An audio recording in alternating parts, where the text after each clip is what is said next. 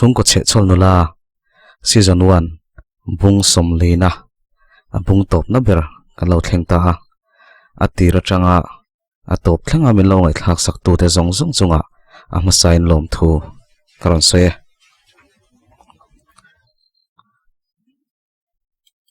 umami POV in bul kan tan don ni tun lai lal noi om dan hi ka sha thiam lo ain thlasung dek mai hian ka ria han fiamila tun ma ang khan mi po hi atilet ar to box si lo ka pasal nei tur hi min ui lo deuh ang hian a omna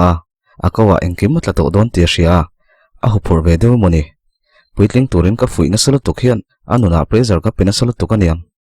thei to pa ka thlamuan le jok te po hi anga in ka ria ama hi anguai tlap kanu nen pon kan sei duna nu te hi ama rek reka ngoi renga te hi ching talu tuka ka ngai thalo alo ti ve chi aboka tun ma chuan ama pon Taylor Swift za ngai thlain ari roi reng zel khania tuna chuan ngoi renga han bela arul tok te ten min changa har san nai nei ni tin han zo dila hlim mel tak hian anei lo thu soi le thin box si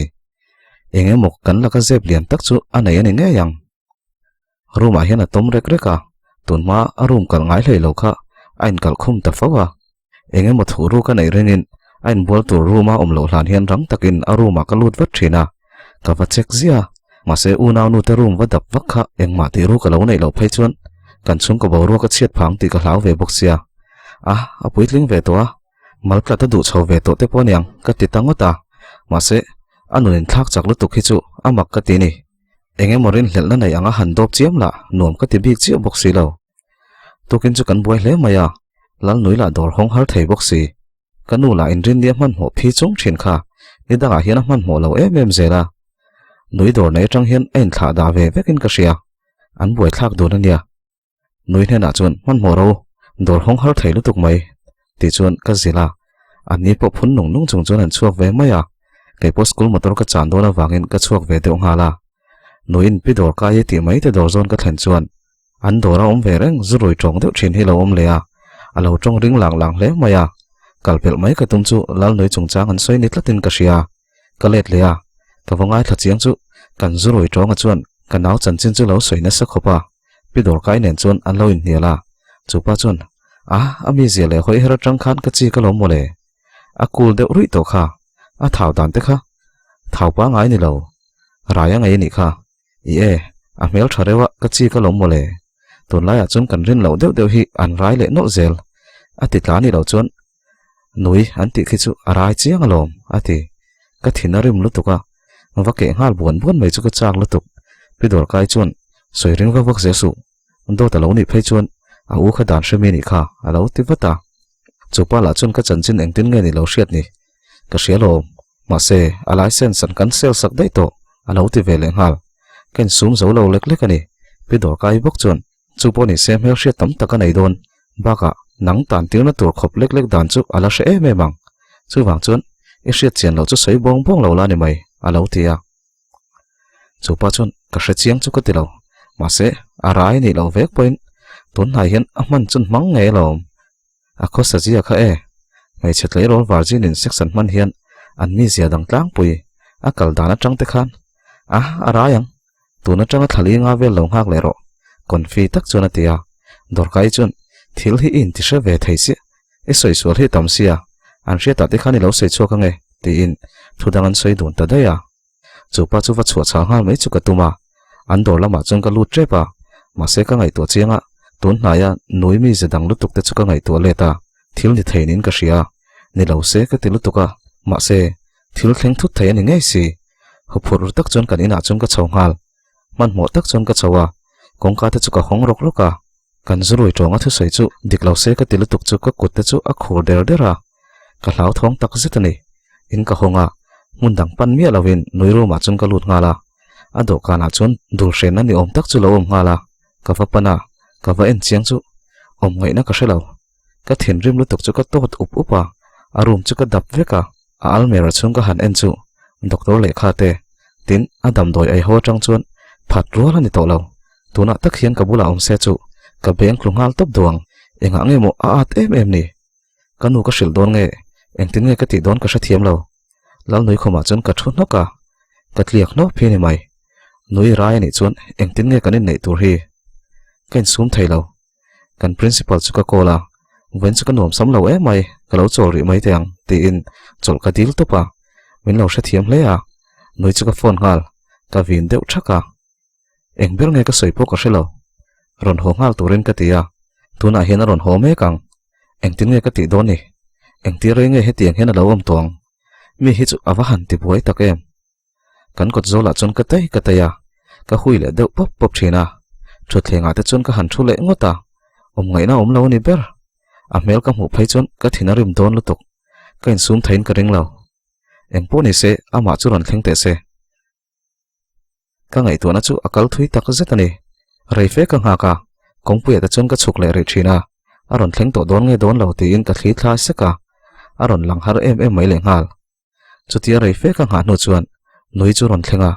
in thla ron mel tak chun ron lut a mel ka mu rol chon thin rim nain ka khat ngal ama wang chawin kanu ka kalsan ngam ve to na nia a puitling chho ve to ve we moti la ya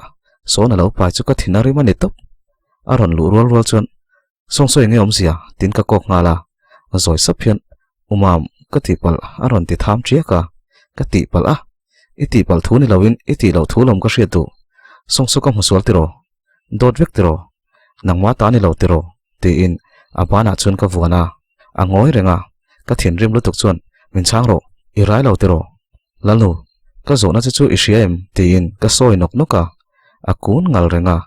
ka kuai da ka mita hian en ro irayam song su nangma ta ni em ka tia ka ti pal ati chu ken sum man lo ka thai pato pana chuna bianga ka benga ading het lo bok nen chuata chun atlu topa amit tu ya luang zoi zoya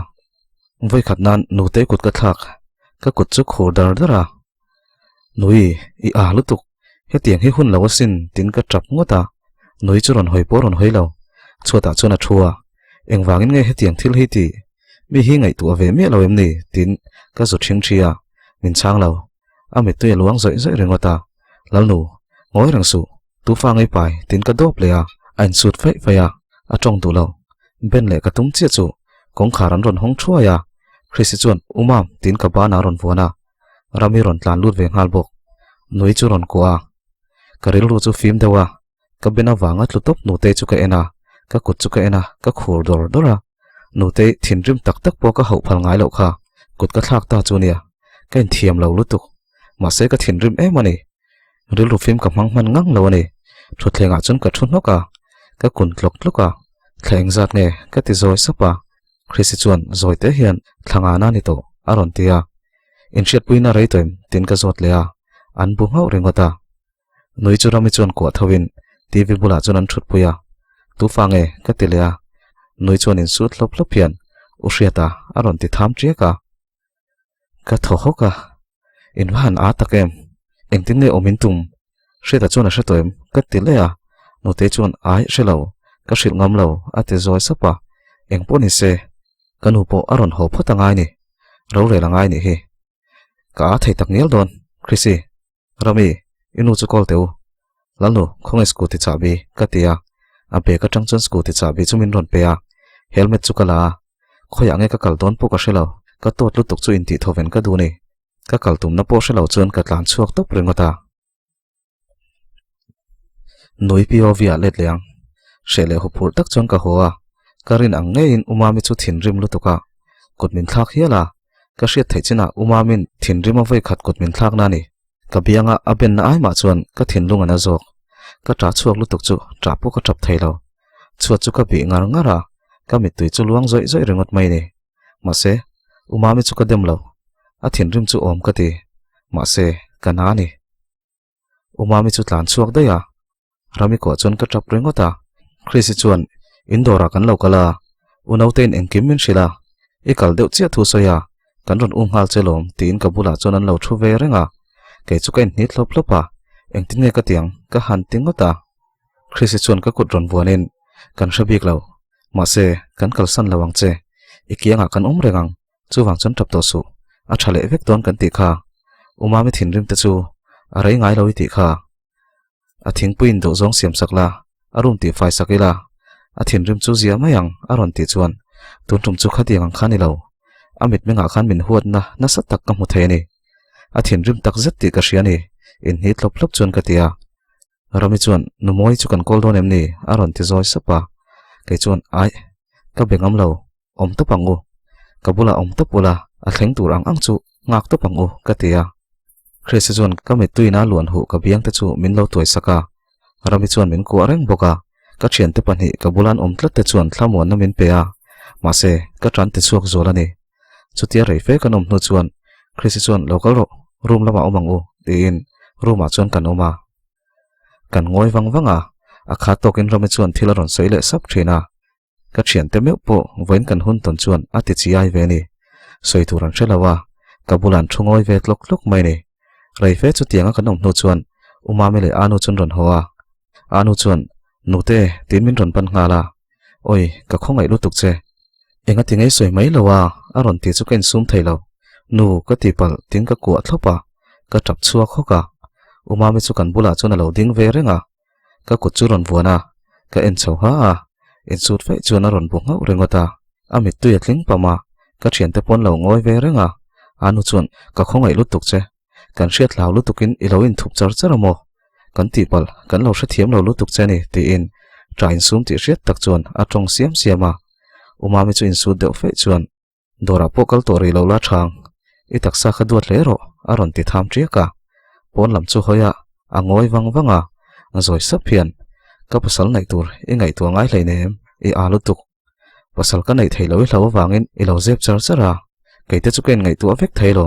engei u hian ti fel thailo ka nei to kalaka engmai har sat na zep to su a tul chuan kan mual pho ho mayang chu pasal po ka nei lo mayang ati chuan umam ka tia engma soi ri su tuna chuan engma ngai tu ngai lo tun hun che hi ngai tu tur atia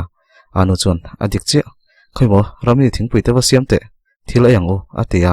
chawkalama chuan kan phaya anu chuan kan om dan tur te soin pamua ka te po hril ngei an ngai thu te hriata po kan hril nga la ngayang ati chuar chuara engtina mo tak chuan ka thol huain ka hria min del tu rit tak om thin kha thok le khatala kianang duak nin ka hria ka hlau thona zong zong te chu abo duak mai hian ka hria anu chuan phone mangin pamua ka chu bia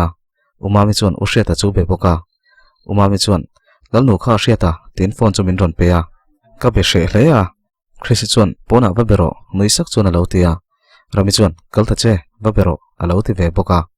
pona chuan ka chuaka kan scooty da nam pula tang chuan u hriat ka ti zoi sapa u hriata chuan iwan ave aron ti thum chara ka ti pal ka ti ngal wata u hriata chuan naute chu a hrisel na te thaim nangpo tin min zota ka ti ringota karon ho chho watang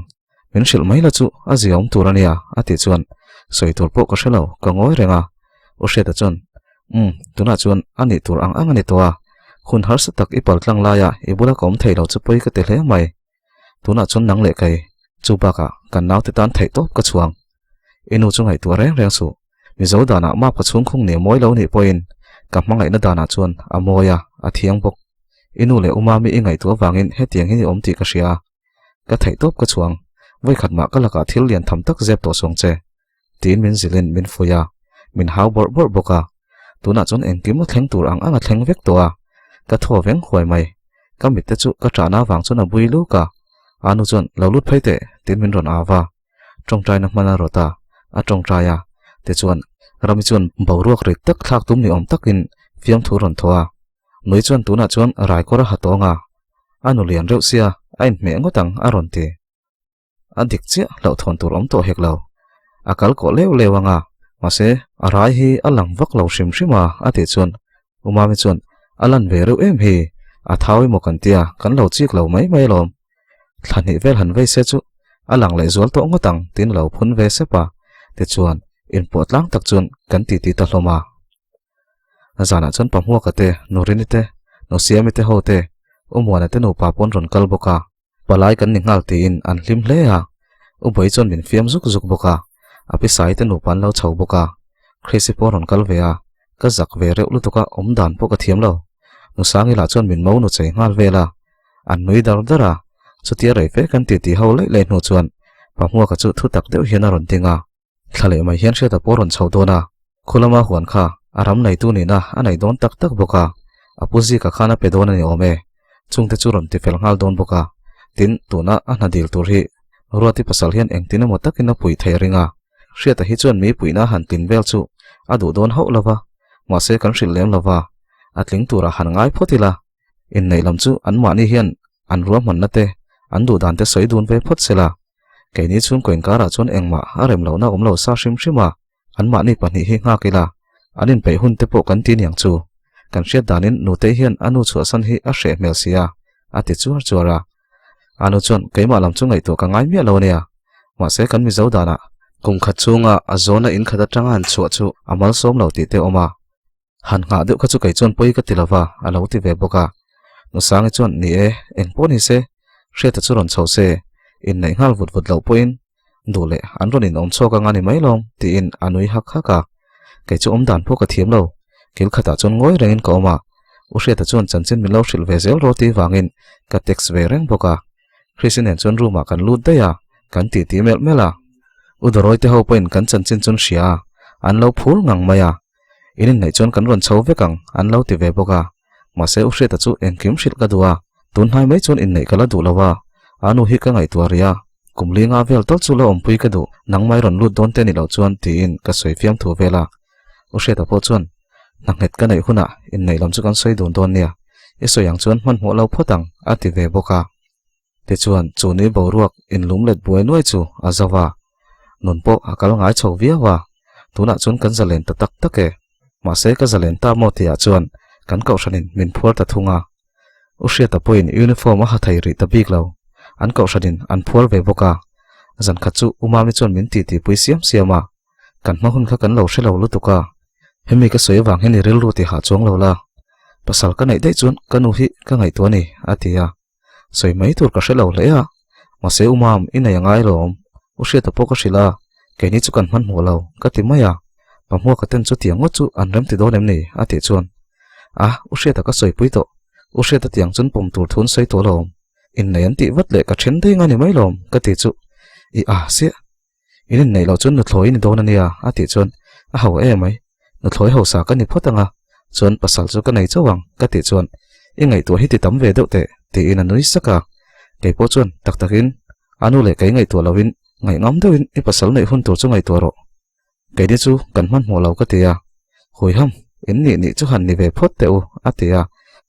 upe ka ron lenga umami chon min chua sana u hriatanen chon kanin video call a odoroi te pon ron langa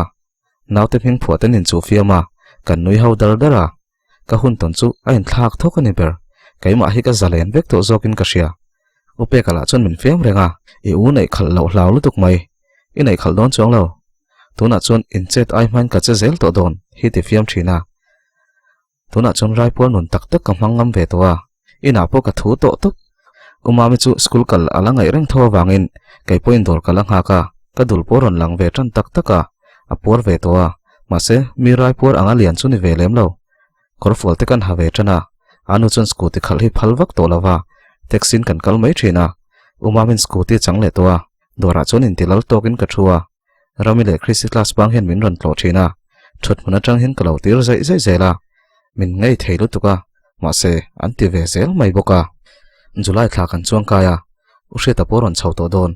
umami te in nei hun po thla khat chen min dangta kan buai ve renga karai chu advantage sa ka mang thiam to a umami chon min tira tum point oi ka kong ana lutuk tin ka kong hi ka han tuma ewa han chereu tak nu rai por hi an kong te kham thina mi hi tia anu chon a kham ut thina lom noi var pa hian tia te chon umami chu ka tira ka tirna hian kal le mai thin bol ho pai gas lak in suk en kim chu umami chanane ria ke exam don ai ma khan kalal to hi ni top min du tun boxi ai tu la hi ka cha khuam huama ka ei tam thei lem hlei lawa ka du hi ka soya umami chon min lei sak le mai zela i poisa mang vero ati line heite chu chung ko poisa nia inin nei sen so velo man tur ka titlat zel boxia min hial ne ngai lo anu chon umami ka tir zai vel min mu chuan min lo nui le var thina chu tiang chun hlim takin hun kan mang chawa kan chung ko boruak chu a thazua sate moti mai tur hi ni zan kha chu ro sul na sa hlea kar le luka u hret chu ron chawa tuma ticket chan lo wangin sumo ticket pocket lok vek to a phone call chun kanin bia call a phezoi zoi reng boka rola chu buak hian a buai mo ti mai tur ani anu chun ticket lana sa si phone ka daro aron ti ngal vata umami chun kar le luka ron hodona in muto lo turang maya engemo inin biak reng ni aron ti ve boka ti chuan phone chu kan da a kan chung ko chun kan ti mel mela anu chun nu te chu in so yang chun omri mai ula poi ka tilawania ma se sang ite bulai ro soi chua chin ni chuang lo rei deuh lo la ka du ti na nui hak haka eu hre ta khain nei mai lo puya som char charang che atia kai chu ka lo bu ngau ngawa umami chun nu fa ruang man na tan chun apa pui tling lo tak atia kan nui ar ara chutia kan ti lai chuan naute chu ron che data a aron che ka ti chu umami chun engmo ati vata kai chun ka dul hi ron chile to aron che zia lom ka tia anu chun khoimo aron ti ngal umami po chu phur lutuk kan vai chun a chet le hun tor chu kan thlir thupa umami chun hey naute ron chele te ti in ka dul chu ngai thla chu milai tak chun a ron chele a kan hlim pui lutuk ringot te chuan chu zan hlimom tak chu rala atu ka po ro sur chu la bang mai lawa sarkarin school chala puang topa kai po dora chun ka kalri lawa ina chun kan om thapa api te nu pan ron chawa api ber chun in ka dena ron rot mau maya kanin denga khochen hoya chun ka dengin kan ri dar dar renga a kha tokin khopui ri le hum thina kolaron phezoi zoi bok umami chu facebook vela lu chuaya khothlang kong chu min de huama ushe ta poron ho thairin lo thu te soya ka down ngal vek chu tiang em a kong chia chun ron chho thai bi karing lo korte tuidam le dar lakin kar kong te chu a chena sa zuala a ron chho thei sham se o ti in ka ngai tu na chu kong chia bak chu na omlo ni ber mai ruma chun ka luta ushe ta chu ka kola ala thailo ka kol non le a ushe ta chuan tiang reng ani chuan avala ron chho thei mel lo ve beidong o tak chuna tia ninom tuilian poni se ka hleu chawang iti kha ka ti chuan tuilian ani si lawa leimin ania ti in anuya kai chuan anui za thlak lo emai ka ti maka ushe ta chuan kar le ta chuan an thian bek man tawng ka ron ho chak ve tholom aron tia ro surkara chuan rei tak kanin bia umami min ron hole ka hlau sia zoite chuan ka bia phone kam hang zau chu khuma chun ka mua umam tuimilo suate ka wati chu umami chun izak lo ka pei mai lo aron ti bak deuh hlura ka puma nuam lo lutuka ka thau pei lo lom ka ti chuai deuh reya umami chun ininom mi hi tir ve zai maya tin bottle chun tuimin ron peya kha ti pain khuma chun aron da pizza kai chak order la ka ti le na hi poisa ka nei lo chu lawa ro sur hi tu man ron deliver thailo ati deuh maka nautein ama molom mole ka ti chu umami chun ido ve ni chu nautein ama mo ti reng mai aron chu huna kala zot vekang tianoi sukin phone chu mangkola anron da theidon lo tak taka anu chun umami hi ikar reng maya arai ve huna ishe ve don alom aron ti umami chun karai huna he tianga kom lo chun karon pen fuwang che mole ati chun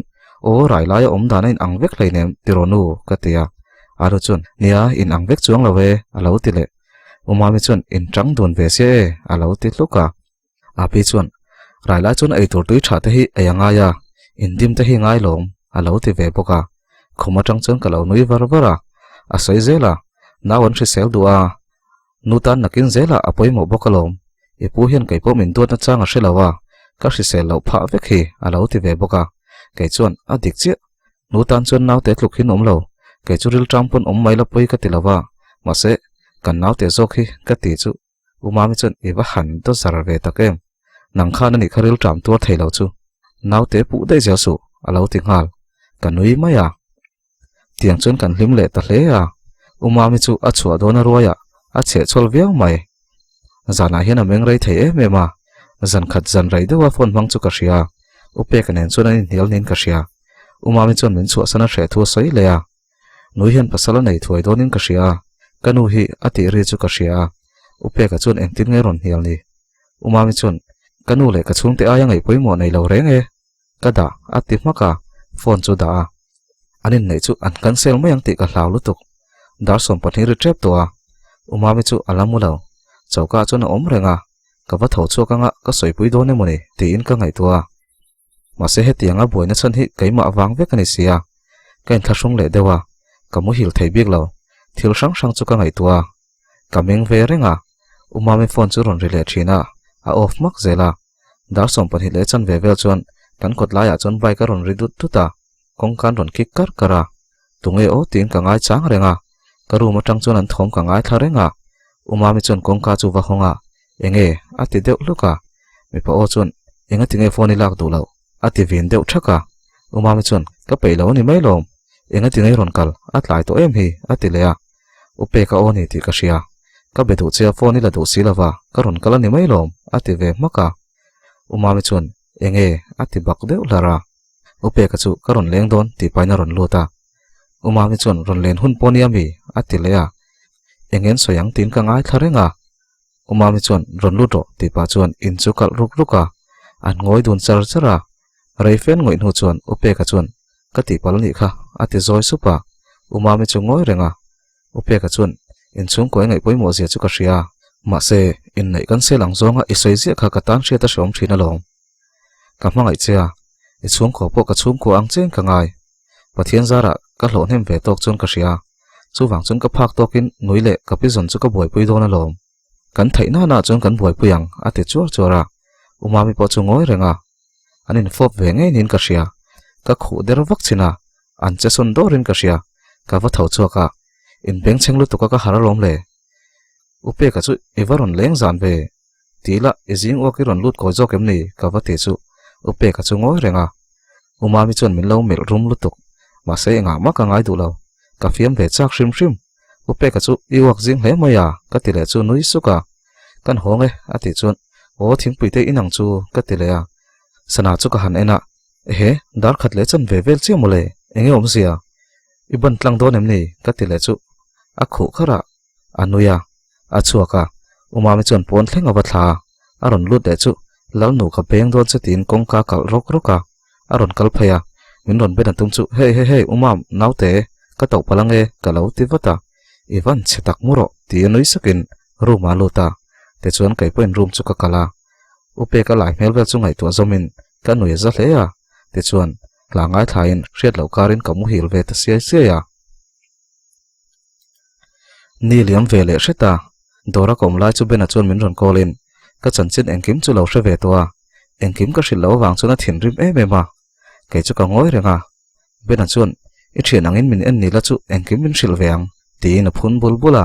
ke chuan a chu tiang lo mani lo ka har san na to zo sai khai tha thiam lo ni ka ti chuan tha thiam lo e engtin nge ka hriat thiam rengang engma min hril hlei nem aron tele nia hril lo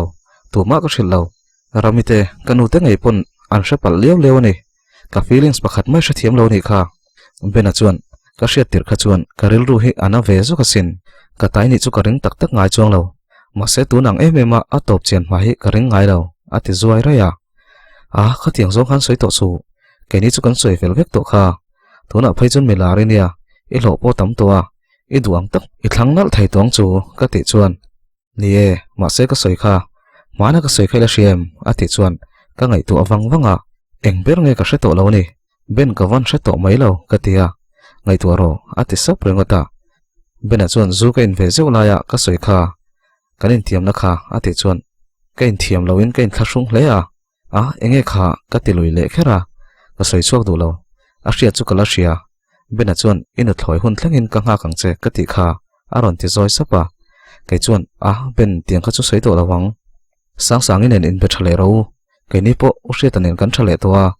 chu wang chuan hmalam pan ve veang ka tia nia ka ron uang mai mai ni kha nak tu ka kanin khel dona kolkata derby nia kan striker foreigner pa kha in liam lawa ka first ngai ka ring ka pe gol chuan irai ka lom puina che ka ti lan nan ka gol chui tan ka hlanang nang le inaw te tan ka thei to pin ka lo khelang itana ka ti thei nu hnung ber ni ro se chuan ka ngai zon thin na che ka thla na tur ni bok ro se atia itinom lo we ka ti le rengot thina bena chuan engemo rui lo hai lo in ni hi ka soi a ma te kha chuan hetiang soi tur hian in ti foina zu ka mamoa tuna chuan kapom thiam to a ma se ka rel ru a hian i lo la lian e mani chu irai ni ti ka hriat che khan ka hre chuak ani ma se ngai lo lama lo ngai lo la ka thave ka nia nui lui ti hret tak chuan ron ti le a du sakna kanin hlan tona bena chuan anin khel tur chungchang chu soi lein mohun bagan nen ani dona kolkata derby nia india rama derby match ro pui beran ti thina nia in thian ho khan min lo enula chuan in thil eina man tur kalo tum sakang cheu ati chuan ole te reng mai tin ka changa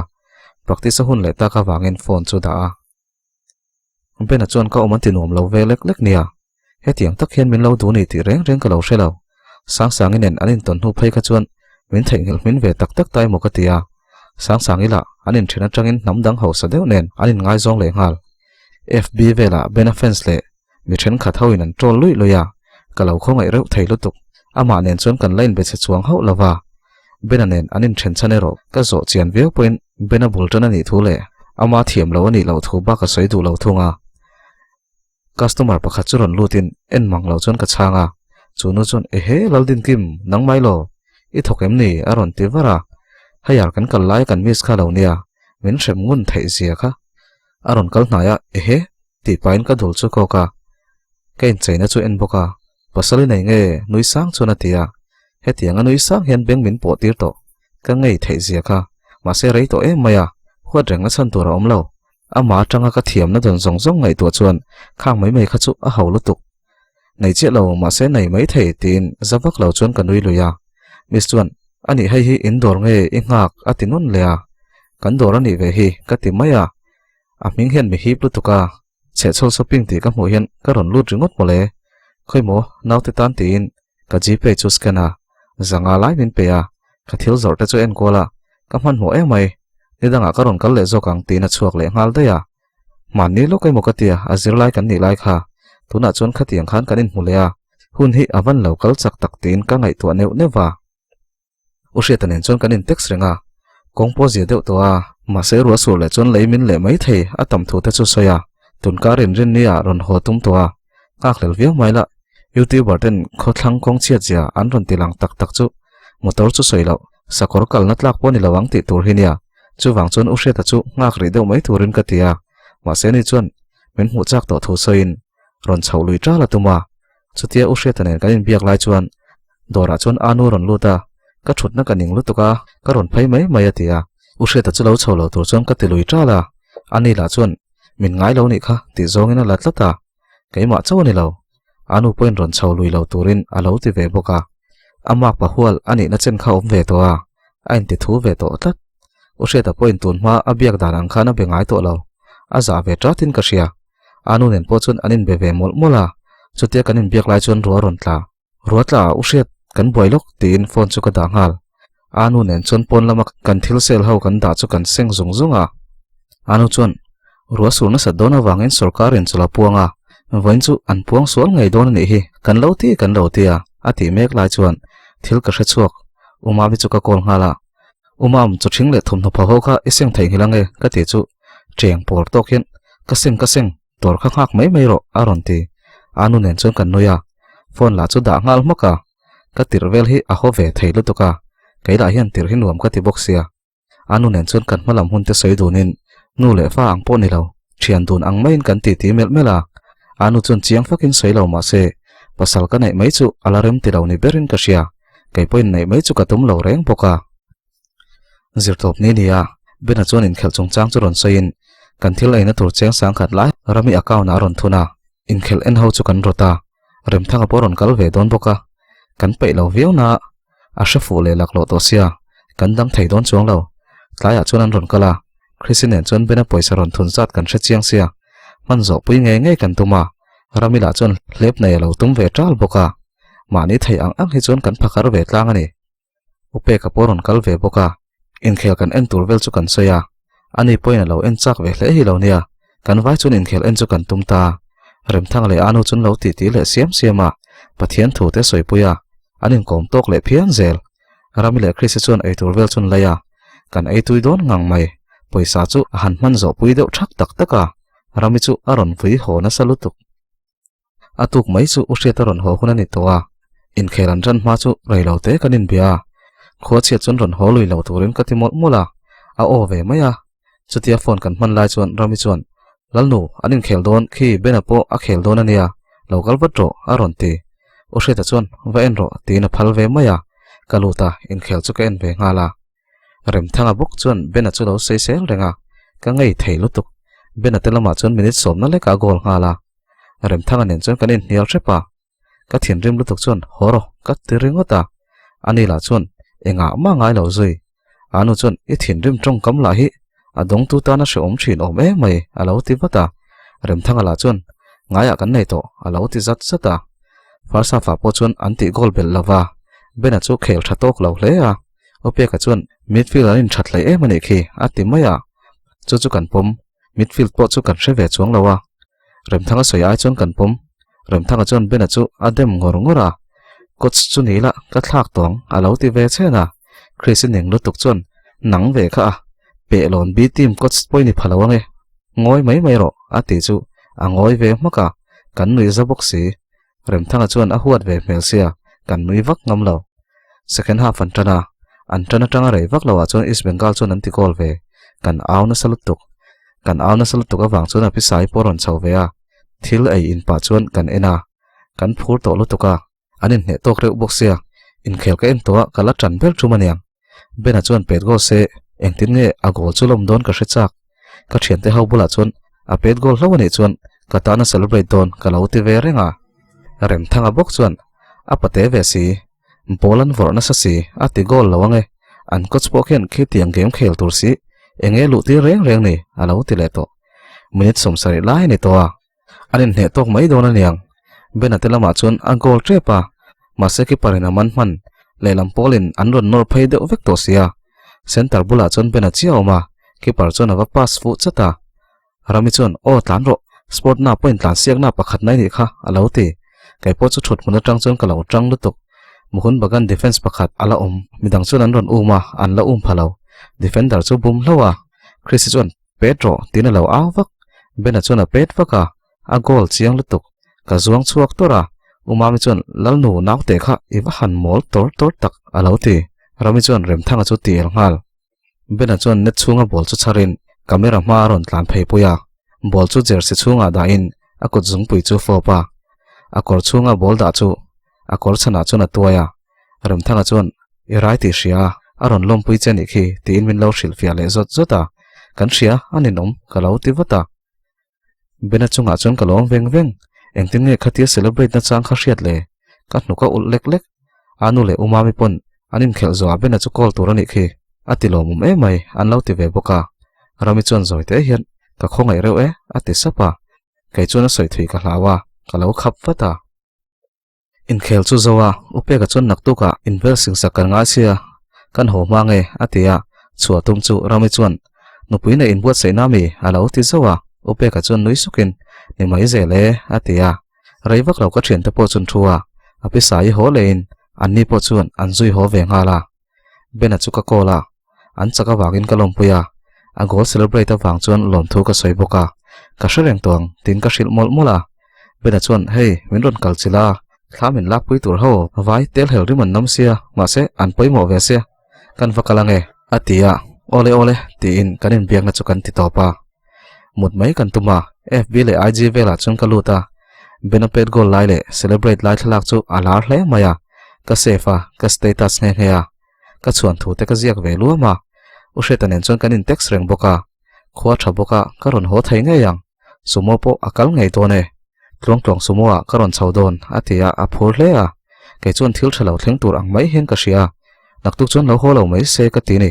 ma se atum bur mai se dar som pakhat vel chon midang pon mu vek to a tam lutuk mai hian ro ron sur le tatak taka u sheta chu thul mai turin ka tia ani chon nia angai mai thei ma se sumo driverin a thul lo chon ka thul lawang ala ti fana ka hlau thong lutuk chu ka tong trai rengota u sheta chon enge mo thil thalo thleng tur ang po choni ngai tlata idanga po ro sur ka ra po an ron jin thawlom thamwang de lom ro atia ti chuan kanin mangtha kan muta inrin ni zing ania chuma jing phui chu ka u sheta chu ka phone ngala ron ho ngai chu tuma an khwa po chon chum chu jing phui mu pa ma se sumo driverin a hlau lawang ati tlata an ron ho lui dona an ron chua don thleng po chon lo ho lo mai tur le ka le hak le mai tur chon ka tia ma se atum lui tlata ka thu oi lo in sumo a chon a luta kan in video call a ruwa sur lo thu te min shilin khom dan chu min hmu tira dalak chuk thla te kha chedon si ka ti chuan hei kan sumu driver hi mo a thiam lutuk a ti shama kai chuan a thiam hi an accident thin ka ti chuan i a lutuk phone ka da kalau thlen vele ka ron biang che a tia phone chu da a ka omanom thei thlot lawani dar som vel chon hlau thon ang ngein ruwa sur ta vak renga dora po kal lawin ina ka oma anu chon dora nga ka umami te po naupangan ngai to wangin sarkar thum hulovin skulan khara kan pani chu chon kan oma kai chu ruma kamuwa ushe ta chu film khur tura tin message ka thon renga ma se pakhat ma min reply si lo kong pui lam chu ka hoi phaya chum chu jing phui mup mai boxi ka dul chu toin boite apa chu lo ho thleng trep to ka ti le rengot thina dar khat vel po chon ka message pakhat ma la ron reply lo call la la thei boxi lo anu chon min ron call hlola a tholop hlopa nui euche da ron chona sumo kha eng sumo ngai ti kha a ron ti enge a kalau ti ngal eng sumo nge soimai ro a ron tele klong sumo ka ti chuan oi a poilu tok no te a ti chuai re ya nu enge ka ti khal pata an accident a ti chu ka phone chu ka da ka trap chuak ngal umami chu ru maron luta lal nu enga tinge nawi vayam ni a ron ti lut ka chang thailo ka trap khom homa ushiat lo ho ri su ka ti kha tin ka trap ringota papmo ka chuan min ron call le a lak po ka langam lo umami chuan lo changin ushiat accident thu te an accident na mun te chu ron soya dap chu bulan accident ani ome umami chuan min kuwa anin biak na chu chiang lo re hian ka hre thaya tuna hian dap chu thalai ten ruang an zong me ka ni oma ka a veka kom dan po ka hre chiang lo ka khom hu te chu a vai ruwa ya anu che min ron kola umami nen chuan anin bia an accident na bak aizol lampan na chu a thavek to a kong than ron lut trepa ipamona te le boi te an sumoin an chuk don ani chu hriat a chun pe thailo driver po thian ti a ron ti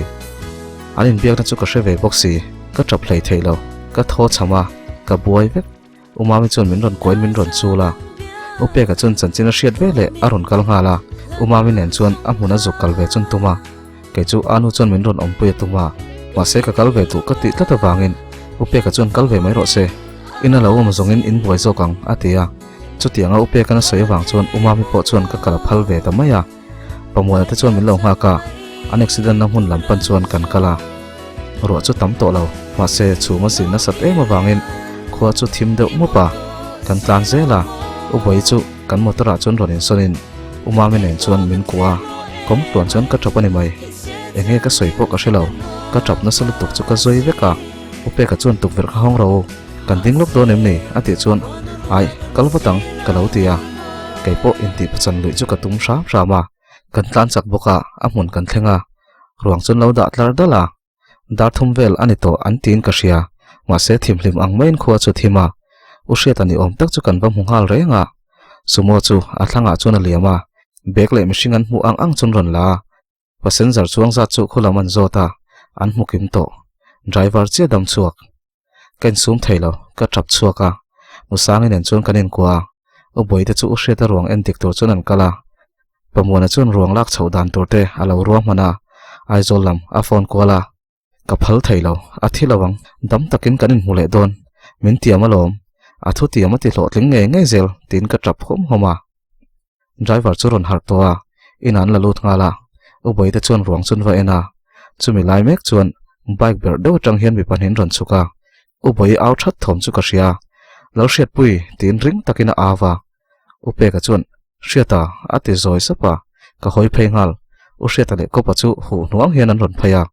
enge omzia an ron ti ke chu ka tlan phei ngal u hriata chu ka kwa ngal thlopa mola lo ho su ka ti kha ka ti ringota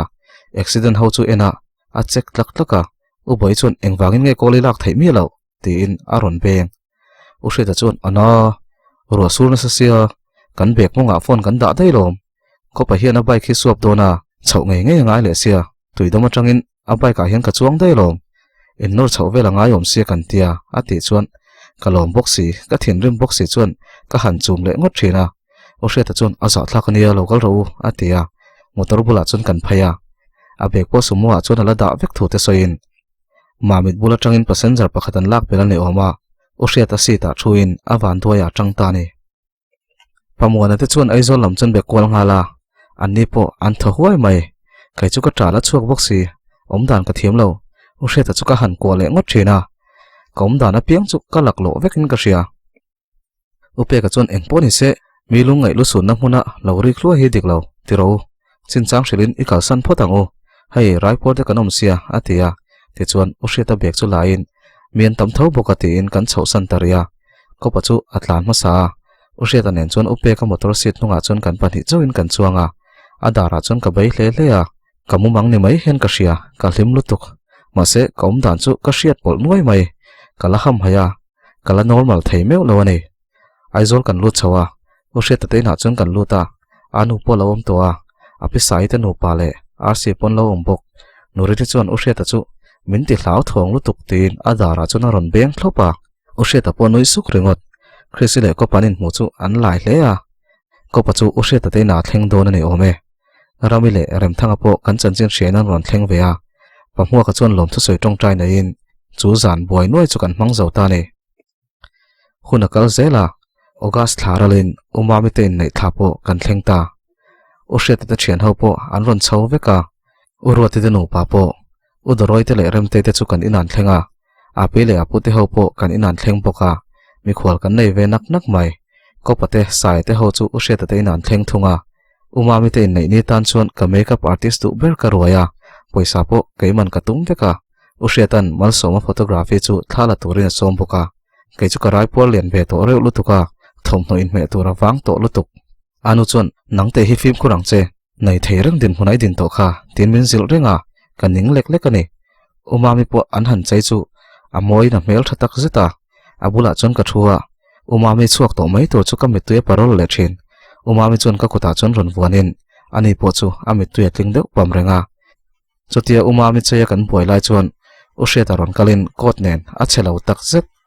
mau nei tu zok e moti mai turani min ron hruain umami chuan u boi mau thiana mangin upe ka chuan thalaian hruai tu pui chu thiana mang thunga u hre ta chuan scooty amin phura biakin lam chu kan pan dun ta a anu te po kan hnungan ron kal ve boka kan phura kan hu phur boxi anu po zin kara tangin amit tuet la renga ma se kan hua chuan ain thup ram ram renga biakin kota chuan kanin mukhom trak traka nurini po aron chelo ngang mai biakina chuan in nei thutiam te lain kamau mu to zong zong amau no mel thaber chuan pastor ma tiam tlate ativeta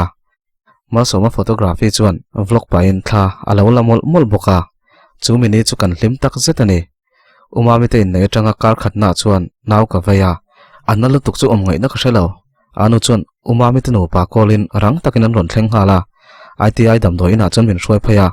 september ni somthuma chia fapadu om tak ka nei veta ka veilaya anat zia chu soi ngai na po om lo u hre ta chu ka bula lo dinga voi khatma kan nei to lawang te po ka ti ni oma ma se kai chuan engma chiangin ka hre to lo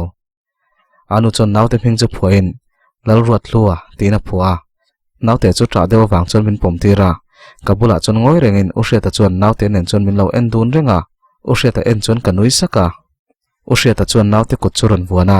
amit tuya parol deuh kianga alo mani ti ka hriani khrisile ramin ron thlenga